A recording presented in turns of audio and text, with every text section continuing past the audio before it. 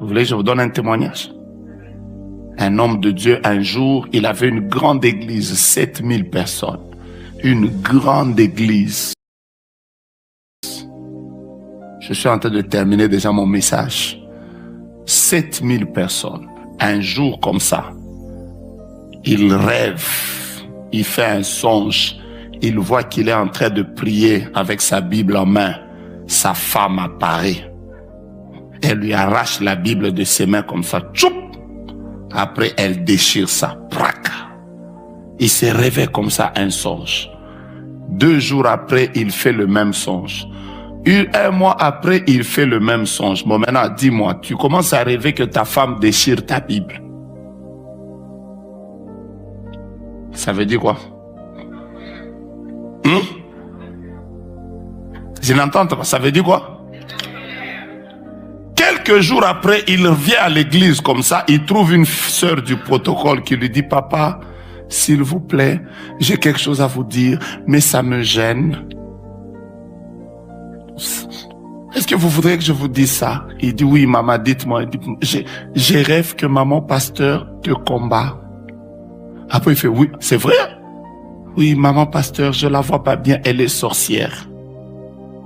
Après, le papa a dit, ah bon? Il s'est rendu compte que lui-même, déjà, il rêve comme ça. Maintenant, une autre maman vient de lui donner le songe. Alors là, il dit, donc ma femme est sorcière. Première réaction, divorce. Quelque temps après, sa femme part, elle fait un AVC, elle meurt. Quand la femme meurt, il s'est dit, comme elle est morte, quelle est la femme que je vais prendre encore en mariage? Il est rentré chez l'intercesseuse. Il a parlé à l'intercesseuse parce qu'il se disait qu'elle, au moins, comme elle voit beaucoup, c'est une bonne femme. 3 ans après, il a vu son ministère faire ça. Après un jour, il s'est retrouvé lui-même malade, alité. L'église est tombée. Il était en train de mourir. Alors cette intercesseuse est venue lui dire, est-ce que tu sais que tu dois signer un pacte? Si tu veux guérir, tu dois entrer dans notre loge de sorcellerie. C'est là qu'il fait, oh! Elle lui a dit, oui. Oui. Je suis sorcière depuis que j'étais à l'église.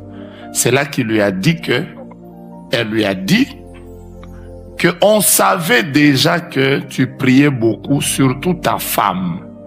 C'est elle qui te servait de couverture.